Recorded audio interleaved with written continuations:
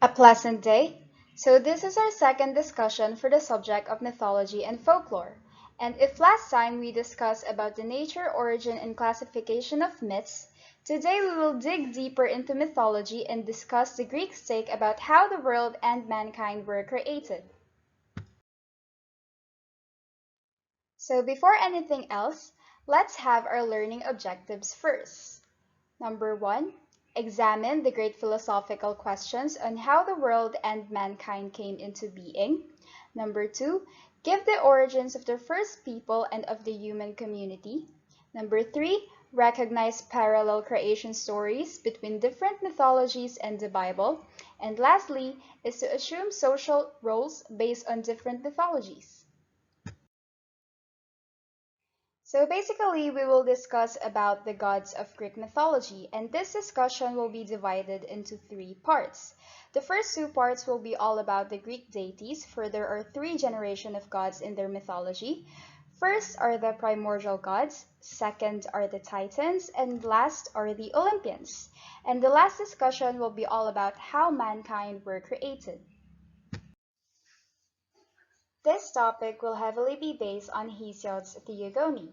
So Hesiod was a Greek poet who thought to have been active between 750 to 650 BC, around the same time as Homer, who is also a Greek poet that writes stories about the Greek gods and heroes, which you will encounter on further discussions for this subject.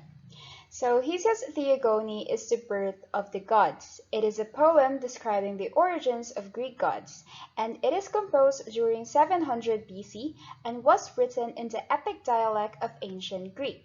So Hesiod served like a storyteller about the origin of the earth and mankind, and of course, about the deities that made all these creations possible.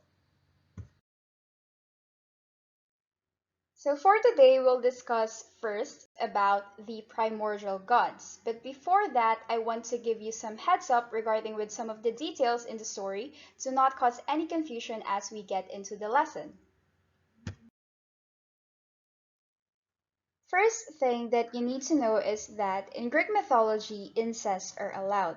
So as we dig into the lesson, please do not be confused if you see cousins, siblings, and even parent and child marrying each other, for they are allowed. Next one is a child can be born even without a partner. The gods can conceive children by themselves. The last thing that you have to take note of are the colors that I used for each god, because each color represents what type of god are they. Like for example, for red, it represents gods that are just personification of different concepts. For green, it represents earth gods. For black, it represents gods or creatures that lives in the underworld, or that lives in the underworld rather. For brown, it represents monsters. For light blue, it represents sky gods. For dark blue, it represents sea gods. And lastly, for violet, it represents mortals and demigods. So a demigod is a product of a union between a deity and a human. According to Hesiod's Theogony, first there was chaos, the vast, immeasurable abyss, outrageous as a sea, dark, wasteful, and wild. So chaos refers to the void state preceding the creation of the universe or cosmos in the Greek creation myths, or to the initial gap created by the original separation of heaven and earth. It can also be called as abyss or nothingness.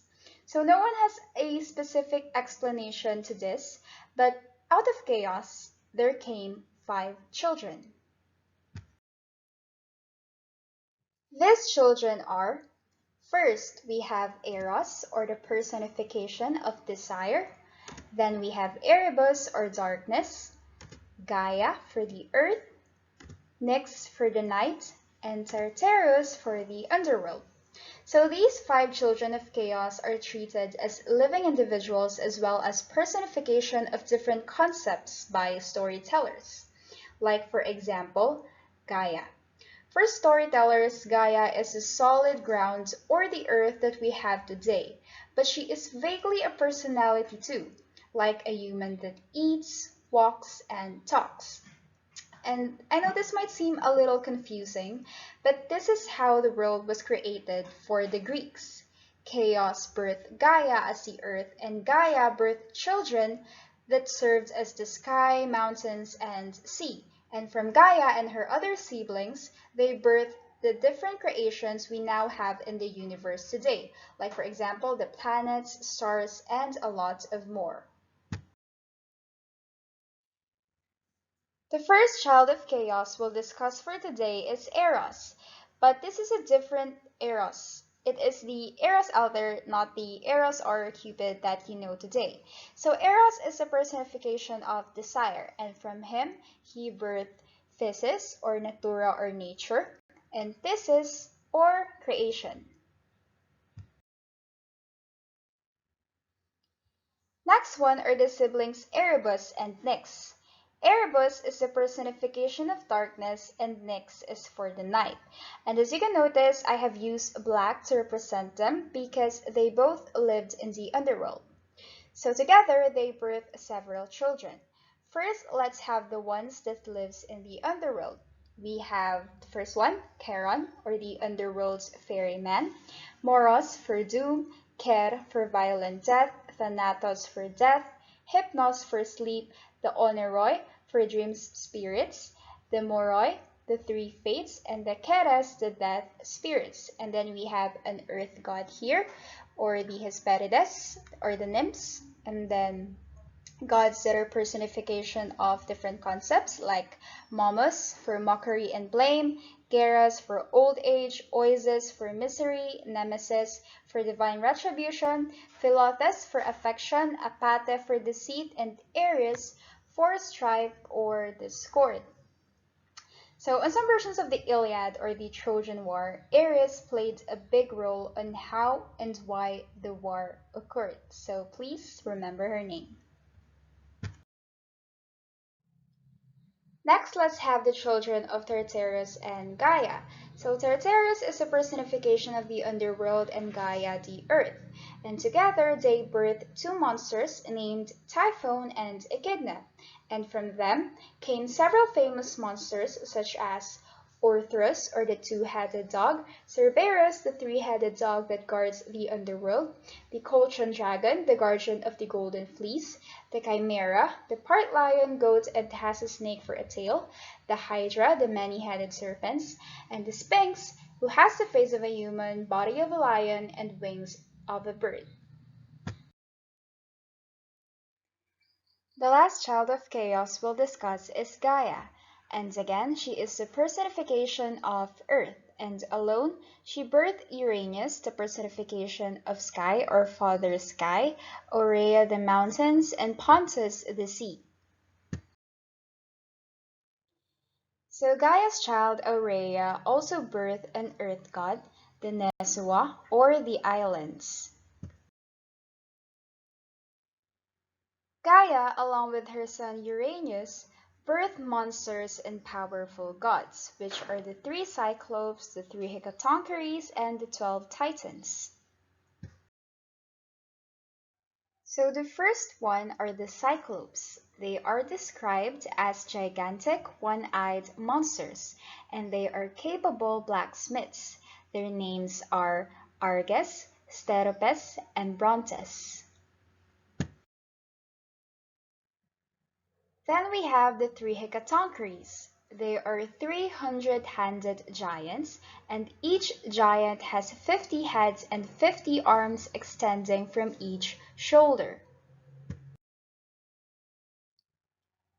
So the last group of Uranus and Gaia's children are the 12 Titans.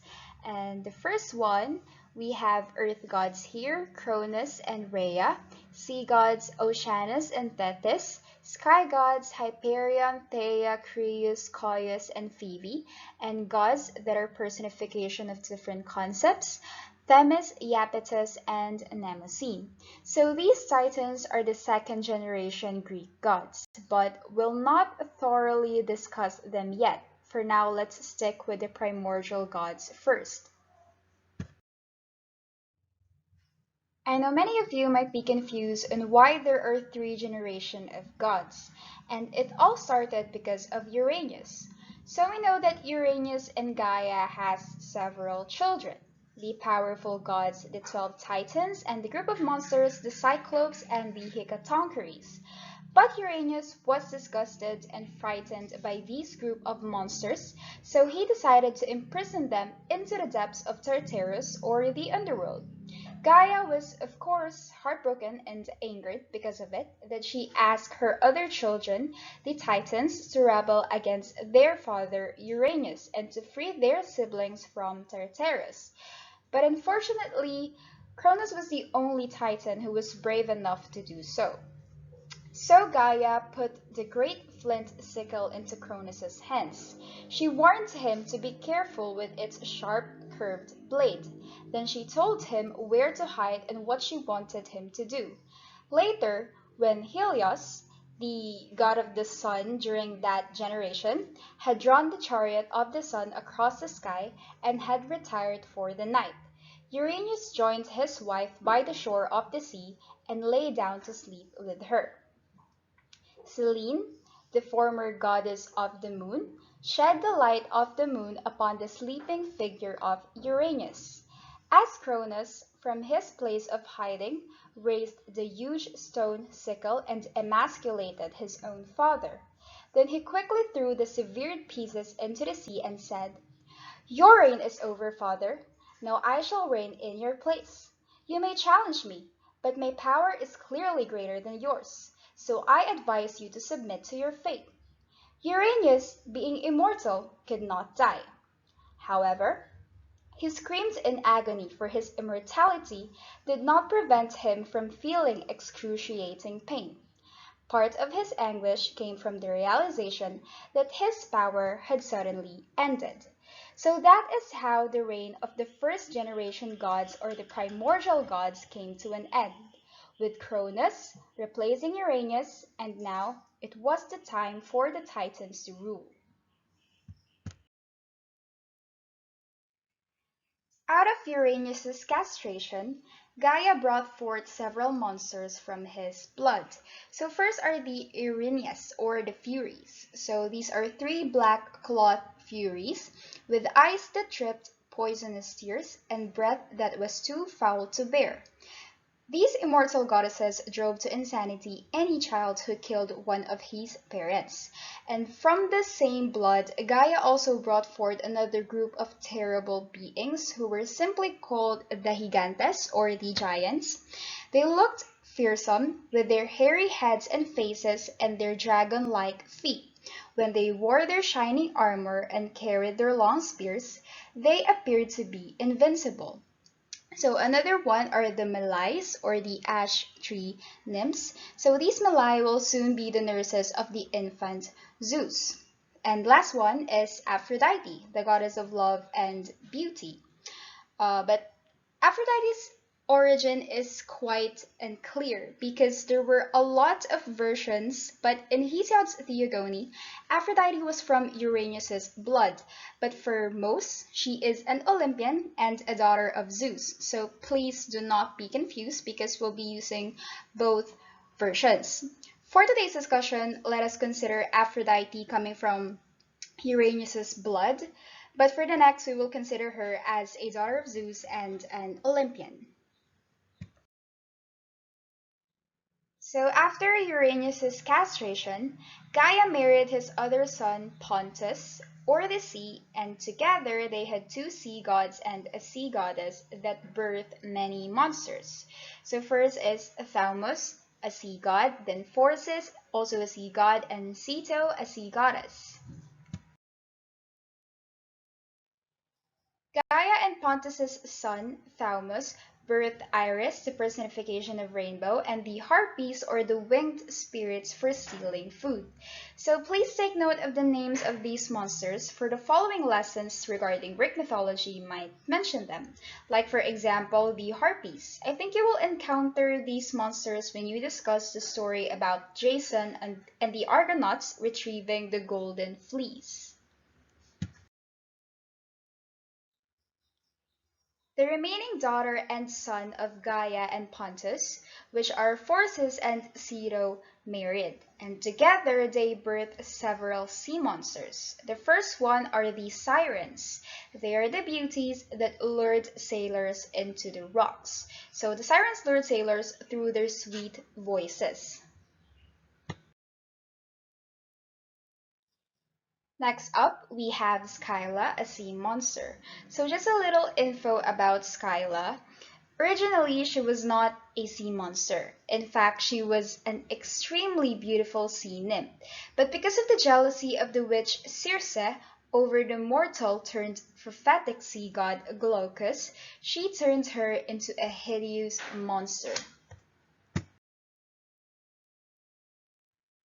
Another set of monsters that Phorcys and CETO birth are the famous three Gorgons. They are three sisters who have snakes for their hair. The most famous one is, of course, Medusa, whom the hero Perseus beheaded. Next one are the Grai. If you have seen the movie Clash of the Titans, then you probably know who the Grai are. And like the Gorgons, they are three sisters who are witches and only shares one eye and tooth, and they can also predict the future. Pontus, Gaia's son, also had another wife, which is a sea goddess named Thalassa, and together they birth the Nereids. The Nereids are a huge family of sea nymphs, and if the sirens causes mischief towards the sailors, the Nereids are the exact opposite of them, because they help and protect the sailors. And that ends our today's discussion. Thank you so much for listening, and I hope you learned lots of things. I'll be seeing you on the next meeting.